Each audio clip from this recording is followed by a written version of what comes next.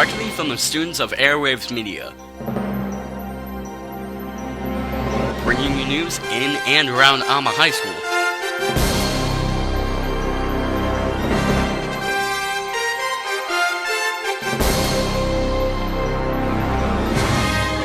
You're watching the Airedale. Welcome to the Airedale. I'm Destiny Wheeler. And I'm Ben Mitchell. Today we'll be covering the history of Alma High, tips for studying, the annual Cars and Crafts Show, plus much more coming up on the Airedale. Alma High School has been around for quite some time, dating back to at least the 1920s.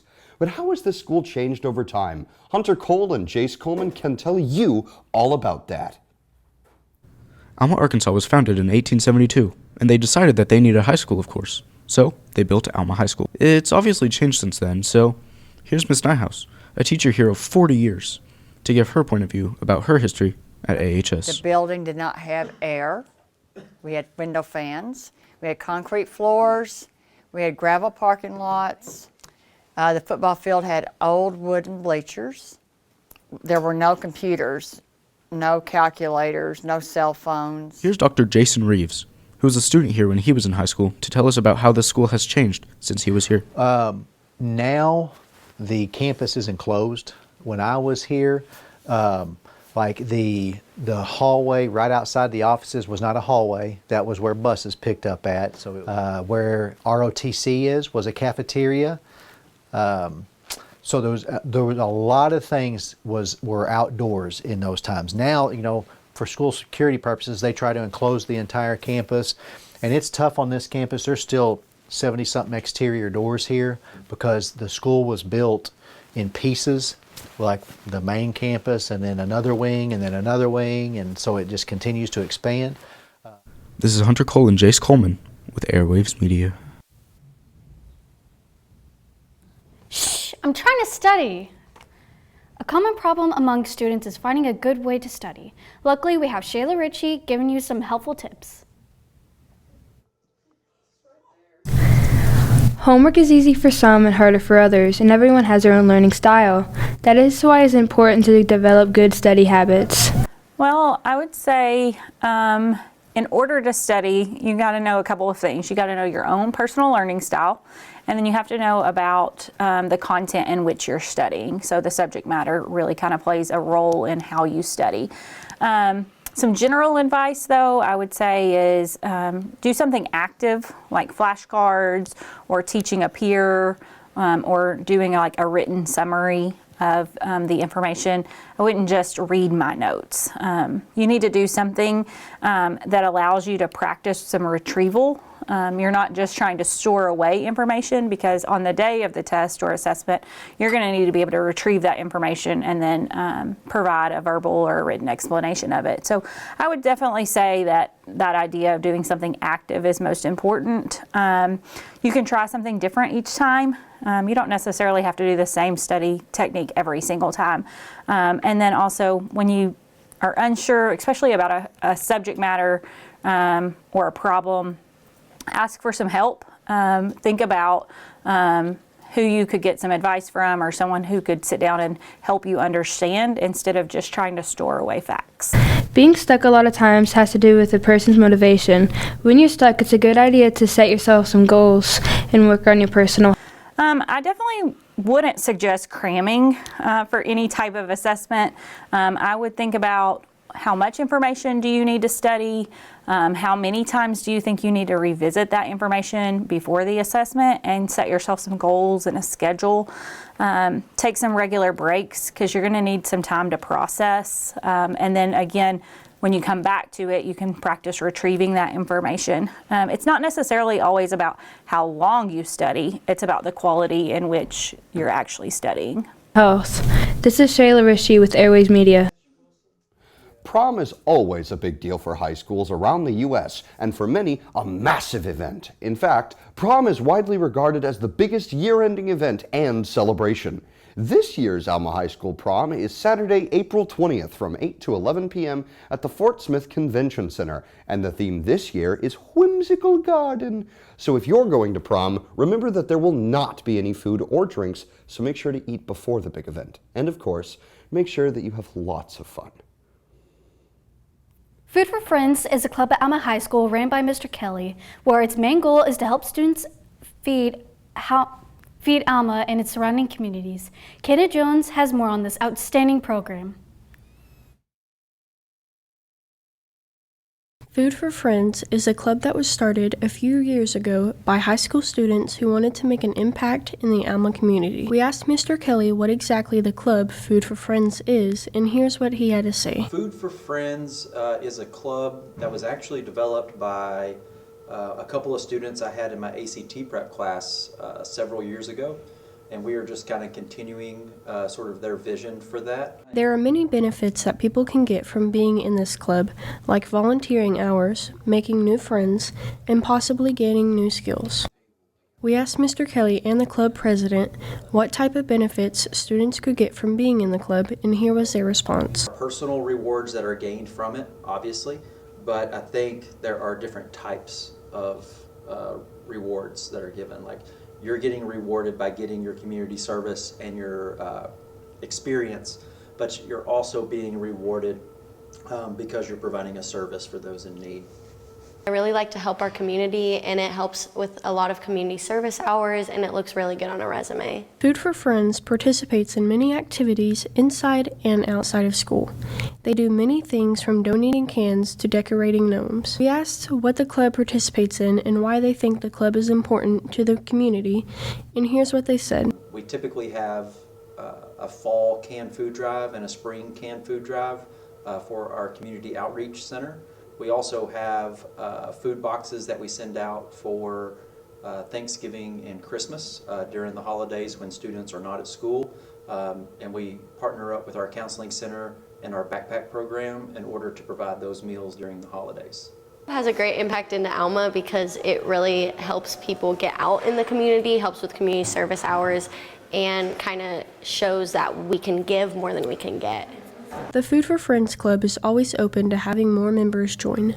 We asked what advice they would give to people wanting to join, and here's what they said. To join Food for Friends, I think you really just want to be more active. Like, a lot of people just join to join. I think being active and going out and doing the activities that we do will make it more fun and will help you with community service hours more. There's a place for everybody, right? Because we're providing a service for people that we will never meet. Like, all of our food boxes, we don't ever see those people. We don't know who those people are, because that's not the point. The point is there's a need, and we are providing a service to meet that need. When we put stuff in the outdoor food pantries, we don't see the people who take those things out, and we don't need to. We know there's a need, so we're just providing a service for that need. And anybody that wants to participate in that is more than welcome to. If you want to join the Food for Friends Club, go to room 107 and talk to Mr. Kelly. This has been Kana Jones for Airwaves Media. The state science fair was recently held, and some of Alma High School's own students qualified to participate in this event. Devin Reed and JJ Stovall took a look into this event. A lot of people are wondering about state science fair and what happened there, so we interviewed Mr. Kelly for answers to this matter. State science fair lasted from Friday morning to Saturday afternoon in Conway at the University of Arkansas. Typically, judges at our regional science fair and our state science fair competitions are truly experts in their field. At the University of Arkansas, where we have our regional science fair, most of the judges there are graduate students and or college professors at the university itself. And then when we go to our state science fair competition at the University of Central Arkansas, a lot of the judges there are members from the private sector in their area of specialty, and also professors at the University of Central Arkansas. There are multiple different categories that people could compete in, such as biochemistry, chemistry, animal sciences, microbiology, and environmental sciences. State Science Fair is a 2-day competition. On Friday, we will go down in the morning and set everything up. Judging will be in the afternoon for a couple of hours.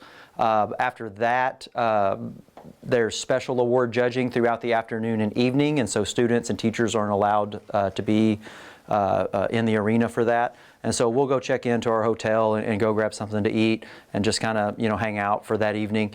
On Saturday morning, there's a public viewing event where all of the projects are open to members of the public to come in and check out and ask questions. Once we get to about midday, we'll break everything down, and then we'll have the awards ceremony where they will award prizes, cash prizes, and potentially a trip to the International Science Fair, which is in Los Angeles. If students place at State Science Fair, third place would get a prize of $100, second would get $200, and first would get an invitation to Los Angeles, California to compete at International Science Fair. There's lots of other special awards as well that offer cash prizes, including the Soybean Science Award, which in the state of Arkansas is $1,000 to whoever wins that. This is Devin Reed and JJ Stovall with Airwaves Media. Choir is a popular elective at Alma High, but what do they even do there besides sing at their spring concerts and other events? Well, Sarah Nutt and Louis Alexander help explain State CPA, a competition for choir students. Every year, the students at Alma High School Choir practice diligently for CPA, which stands for Choral Performance Assessment. Once they have completed regional CPA with a high score, they can move on to state CPA. State CPA, you will be against every other 5A school. And so instead of just your region against each other, it is a state event. So all 5A schools will sing at one day against each other in Conway. And the 3 judges are from around the nation instead of from around the state of Arkansas. Some students have confidence in their abilities.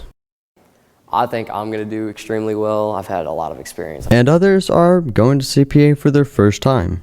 I've never done like CPA, regionals. I've never even sung on a stage. Good luck to those in choir, and this has been Louis Alexander and Sarah Nutt with Airwaves Media. Thank you for watching. Recently, the Arkansas State University College of Engineering and Computer Science came by Alma High School to show off their things and recruit students into their programs. They showcased a wide variety of technology and had even built a robotic arm. There was also a crew who made a box to rip apart bottles and cans to promote the fight against littering and pollution. Everyone remember that A-State is a valid option and a friend of AHS. Thanks. Bunker down, spring is here, and summer storms right after. But what happens when the weather gets bad? Well, Chris French and Carter Downs are here to talk to you about the tornado shelter. Every year, schools around the country have to conduct tornado drill procedures, and Alma High School performs tornado drill procedures on a regular basis to be in accordance with state law. But how often? On tornado drills, it's not every month like a fire drill. There are certain months of the year leading up to when tornado season is. We do a couple in the fall and also in the early spring. Now that we are in tornado season, it's important to know when an evacuation is a needed precaution. With today's technology, they send out a tornado warning. The National Weather Service will issue one pretty well in advance, so we have time to respond to it. And we will always go to the safe room. You know, sometimes we just sound an alarm and go through the procedures instead of having the entire school try to fit into the safe room, because when you fit 1,000 students there, it gets pretty tight. But I mean, we go through those with all of our incoming freshmen each year, so we go through and make sure that they know exactly where it is. Knowing your school's evacuation plan is very important. Every student needs to know where to go in case of an emergency. Know exactly where it is. So in the event that we have a tornado, we know that we will go to the safe room that's underground, so we're safe that way. Also, we will do the upper level of the school first, because lower arena is technically below the ground anyway, so we're pretty safe. And then we will start from the upper areas, go through these to the lower part of the arena, and we'll all go to the safe room until a tornado warning is cleared. We'll always make an announcement, sound our tornado alarm. That's when we go through those, so the people are familiar with where to go, how to do it. And again, obviously the kind of common sense approach is we just want to try to keep our kids safe. This has been Carter Downs and Chris French with Airwaves Media. We all need a resume eventually, but how do you make one exactly? Lucky for us, Caden Daspit has some tips to help you. Resumes, something that we all need at some point in our lives. Whether for a job, scholarship, or an event, it is essential for living a meaningful life. We all know what a resume is, but we don't all know how to make one. Well, here's some helpful tips to help set yours up. One tip is to keep things short and simple. Another is to emphasize your achievements. Don't include things that won't grab the employer's attention, and make sure to include references. Include a list of your skills. Leadership, communication, and ethics are all good examples. Formatting is also extremely important. You want your resume to be precise and to the point, and easily readable. Try to arrange things in bullet points under a heading. I hope these tips help you, and this has been Caden Daspit with Airwaves Media. Compared to the various distractions teens and adults face when driving, falling asleep is one of the most common and causes around 100,000 crashes per year. I can't tell what's more frightening, the fact that about 1 in 25 adult drivers are reported falling asleep at the wheel, or that 7.3% of the nation feel safe as a passenger of a drowsy driver. Yeah, you heard that right. Ways that teens and adults like you can prevent this is by sleeping before taking the wheel, consuming a caffeinated drink, pulling over in a safe area and resting, chewing gum, or even rolling down your window and getting some cool fresh air to keep you awake. There are several ways to keep awake and prevent the risk of getting in a wreck or dying. It's up to you to decide what you choose. And now for great fun facts. Did you know that April 1st was Gmail's 20th anniversary? Yeah, that's right. Gmail was launched April 1st, 2004 and originally offered like a gigabyte of storage, which at the time was unbelievable compared to other email providers. Because of Google's reputation for pranks, many people thought that Gmail was just another April Fool's gag. Initially, Gmail accounts were invite only and so coveted that they sold for up to $150 on eBay, which in today's money is $410. And now, 2 decades later, Gmail has an estimated 1.8 billion users, which made Gmail so innovative when it launched was that you could seemingly hang on to emails forever. In its quirky press release from 2004, Gmail laid out how it would revolutionize the email game. On April 6th, the Alma Cars and Crafts Show came to Alma. They showcased several different businesses, artists, and vehicles. But what more did they do? Well, here's Peyton Phillips and Abigail Spencer with more info. If you ever live in Alma, then you must know about the annual Cars and Crafts Show. The Alma Cars and Crafts Show was held last Saturday at the parking lot in the Performing Arts Center. My business is Fashionably Shabby.